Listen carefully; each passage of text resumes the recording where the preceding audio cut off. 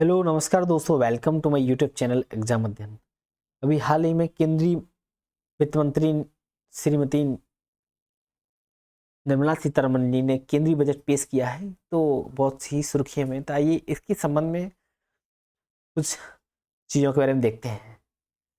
तो भारत की केंद्रीय बजट ने देश की आर्थिक प्रगति को दिशा देने में बहुत महत्वपूर्ण भूमिका निभाई है। स्वतंत्रता की बात से लेकर के अब तक प्रत्येक बजट ने भारत की बदलती प्राथमिक चुनौतियों और आकांक्षाओं को दर्शाया है। यह बजट न केवल विकास सुधारों का खाका प्रस्तुत करता है, बल्कि राष्ट्र के सामाजिक आर्थिक परिवर्तन में भी अहम भूमिका निभाता है। तो देखिए कुछ पॉइंटें हैं, जैसे कि स्वतंत्रता के बाद का युग यानी 1947 से 70 तक आत्मनिर्भर अर्थव्यवस्था की नींव, ठीक है। और उसके बाद उदारीकरण आता है 80 से 90 के मध्य में, तो मुक्त अर्थव्यवस्था की ओर बढ़ता भारत। अगला अपन देखेंगे समावेशी विकास 2000 से 2010 तक, सामाजिक कल्याण को प्राथमिकता। नेक्स्ट अपन देखेंगे इसमें डिजिटल और हरित क्रांति 2019 से 24 तक, प्रौद्योगिकी और सतत विकास पर जोर। इस टाइप से कुछ इसमें टॉपिक हैं और दशकों से प्रमुख बजटीय विषय, ठीक है, और निष्कर्ष पर आएंगे। तो शुरुआत करते हैं। सबसे पहला पॉइंट है जो इसमें स्वतंत्रता के बाद का युग 47 से 70 तक का दशक, जो आत्मनिर्भर अर्थव्यवस्था की नींव के बारे में बताता है। देखो, स्वतंत्रता प्राप्ति अपन को पता है 15 अगस्त 1947 को हो जाती है। तो भारत के सामने आर्थिक आत्मनिर्भरता हासिल करने की चुनौती थी। शुरुआती बजट का ध्यान औद्योगिकीकरण, बुनियादी ढांचे के विकास और सामाजिक कल्याण पर था। अपन ने कृषि वगैरह, औद्योगिकीकरण और जो बुनियादी ढांचे वगैरह आते हैं उनके बारे में अपन ने देखा था।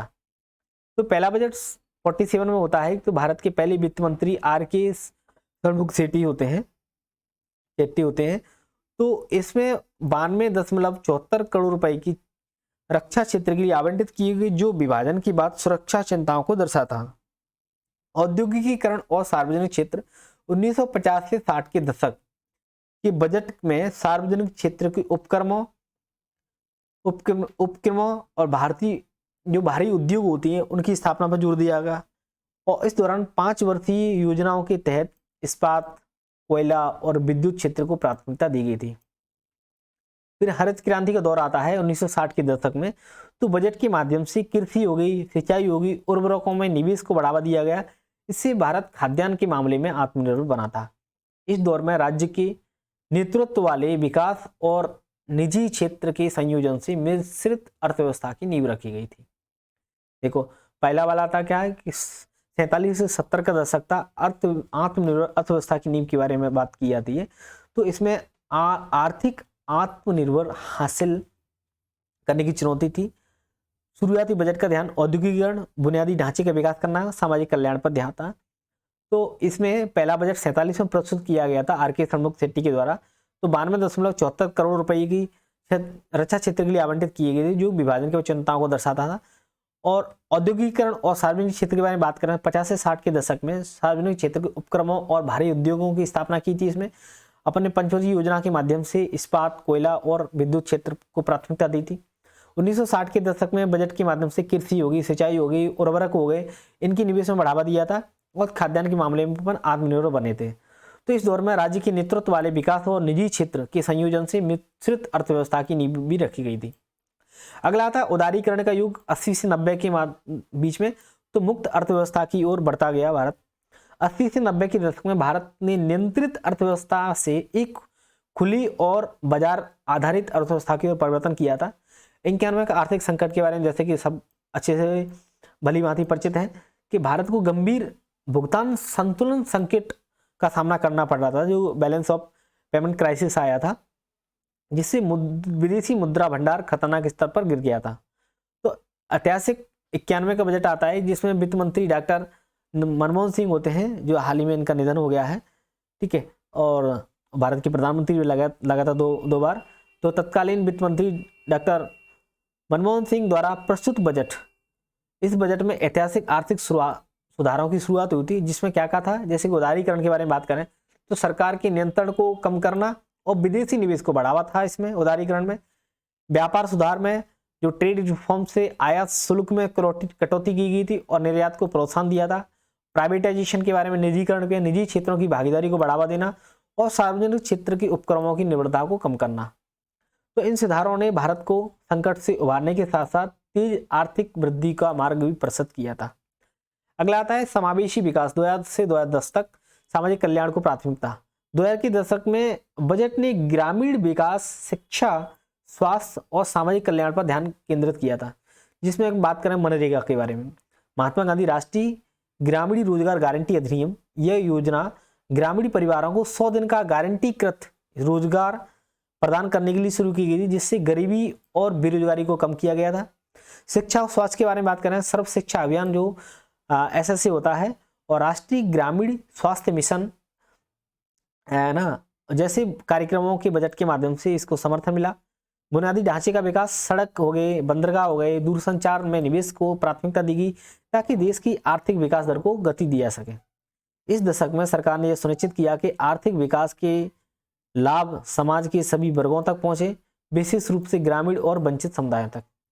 डिजिटल और हरित क्रांति, प्रौद्योगिकी और सतत विकास पर जोर के बारे में बात करें तो हाल ही के वर्षों में बजट ने प्रौद्योगिकी के उपयोग और सतत विकास को अपनाने पर ध्यान केंद्रित किया, जिसमें डिजिटल इंडिया कार्यक्रम के बारे में बात करें तो इस पहल के तहत इंटरनेट कनेक्टिविटी, डिजिटल भुगतान, ई-गवर्नेंस को बढ़ावा दिया गया। गति शक्ति मास्टर प्लान 21 में यह योजना देश की लॉजिस्टिक और कनेक्टिविटी को बेहतर बनाने के लिए बनेगी, जिससे आर्थिक दक्षता में वृद्धि हुई। हरित ऊर्जा, सौर परियोजनाओं में निवेश किया गया, इसमें इलेक्ट्रिक वाहनों को बढ़ावा दिया गया था। ग्रीन हाइड्रोजन मिशन के तहत स्वच्छ ऊर्जा को प्राथमिकता दी गई थी। कोविड-19 प्रतिक्रिया, तो महामारी के दौरान बजट ने स्वास्थ्य ढांचे को मजबूत करने के लिए वैक्सीन विकास और आर्थिक राहत उपायों पर ध्यान केंद्रित किया था। इन पहलों से स्पष्ट है कि भारतीय प्रौद्योगिकी और सतत विकास को अपनी भविष्य की आर्थिक रणनीति का अभिन्न हिस्सा बन रहा था। दशकों की प्रमुख बजटीय विषय के बारे में बात करें तो आर्थिक सुधार, जैसे कि 91 में औद्योगिक उदारीकरण होता है, तो वहां से लेकर 17 में जो GST लागू करते हैं, तो बजट सुधारों का ये माध्यम रहा है, बजट संरचनात्मक सुधारों का माध्यम रहा है। सामाजिक कल्याण के बारे में बात करें, मनरेगा हो गई, आयुष्मान भारत हो गया, PM किसान जैसी योजनाओं ने समावेशी विकास को बढ़ावा दिया है। बुनियादी ढांचे का विकास के बारे में बात करें, सड़कों का विकास, रेलवे, हवाई अड्डे और डिजिटल अवसंरचना के में लगातार निवेश प्राथमिकता बना रहा था। इसमें वैश्विक एकीकरण के बारे में बात करें तो व्यापार हो गए, व्यापार में सुधार हो गए, प्रत्यक्ष विदेशी निवेश हो गई, ये नीति हो गई इनकी। निर्यात प्रोत्साहन में भारत को वैश्विक अर्थव्यवस्था से जोड़ने में मदद की थी। यदि निष्कर्ष तक पहुंचे अपन तो भारत का केंद्रीय बजट केवल एक वार्षिक वित्तीय बजट दस्तावेज नहीं है, बल्कि यह देश की आर्थिक दिशा, नीतियां और सामाजिक कल्याण पहलुओं को आकार देने का एक शक्तिशाली साधन होता है। स्वतंत्रता के बाद से अब तक प्रत्येक बजट ने नई आर्थिक नीतियों, सुधारों और विकास रणनीतियों को परिभाषित किया है। आज भारत प्रौद्योगिकी, हरित ऊर्जा और समावेशी विकास को अपनाते हुए वैश्विक आर्थिक शक्ति बनने की दिशा में अग्रसर है। इस टाइप से अपन ने जो यात्रा है स्वतंत्र आज़ादी के बाद से अब तक की बजट के संबंध में, इसको बहुत अच्छे से देखा। और यदि क्वेश्चन आता है, निबंध आता है इस पर, तो बहुत आसानी से इसको लिख सकते हैं अपन कि बजट ने भारत की अर्थव्यवस्था को कैसे आकार दिया ना। तो स्टार्टिंग अपन कर सकते हैं कि देश की आर्थिक प्रगति की दिशा में बहुत महत्वपूर्ण भूमिका निभाता है, जो कि विकास और सुधारों का एक खाका प्रस्तुत करता है, आकांक्षाओं को दर्शाता है। राष्ट्र के सामाजिक आर्थिक परिवर्तन में इसका बहुत महत्वपूर्ण योगदान होता है। 70 से 47 के बारे में बात करें, ये इसने अर्थव्यवस्था की नींव रखी थी भैया, ठीक है। औद्योगिकीकरण, बुनियादी ढांचे वगैरह, सामाजिक कल्याण पर ध्यान दिया गया था, ठीक है। 47 का जो पहला बजट RK षणमुख सेठी ने किया था 92.74 करोड़ रुपया का, तो आवंटन किया गया था रक्षा के क्षेत्र में। तो उस टाइम पे अपन को पता है भैया कि पाकिस्तान से युद्ध हुआ है, चीन से युद्ध वगैरह हुआ है, ठीक है। तो रक्षा क्षेत्र में आवंटन करना बजट का बहुत ज़रूरी था। और औद्योगिकीकरण और सार्वजनिक क्षेत्रों पर अपन ने हैवी जो इंडस्ट्री वगैरह लगाए थे, जैसे कि अपन सेल के बारे में बात करें, है ना, व्हील वगैरह, इस सब का अपन ने उस दौरान स्थापना करी थी। पंचवर्षीय योजना चलाई थी, इसके माध्यम से इस्पात, कोयला, विद्युत क्षेत्र को प्राथमिकता दी थी। हरित क्रांति के बारे में बात करें अपन, ठीक है, MS स्वामीनाथन के माध्यम से 60 के दशक में तो उसमें कृषि, सिंचाई, उर्वरकों में निवेश किया गया था। खाद्यान्न मामले में आत्मनिर्भर बने थे, ठीक है। और विकास और निजी क्षेत्र के संयोजन से फिर उदारीकरण आता है, ठीक है, जिसमें कि भारत ने नियंत्रित अर्थव्यवस्था से खुली और बाजार आधारित अर्थव्यवस्था में परिवर्तन किया था। 91 में उनको पता आर्थिक संकट आ गया था, गंभीर भुगतान संतुलन संकट का सामना करना पड़ा था, जिससे विदेशी मुद्रा का जो भंडार था वो खतरनाक स्तर पर गिर गया था। तो 91 में जो वित्त मंत्री होते हैं डॉक्टर मनमोहन सिंह, इनके द्वारा एक ऐतिहासिक आर्थिक सुधारों की शुरुआत की गई थी, जिसमें कि एलपीजी की रिफॉर्म के बारे में बात की थी, लिबरलाइजेशन, प्राइवेटाइजेशन, ग्लोबलाइजेशन, ठीक है। लिबरलाइजेशन के माध्यम से नियंत्रण को कम किया गया, सरकार के नियंत्रण को कम किया गया, भाई ज़्यादा हस्तक्षेप मत करो, विदेशी निवेश को बढ़ावा दो।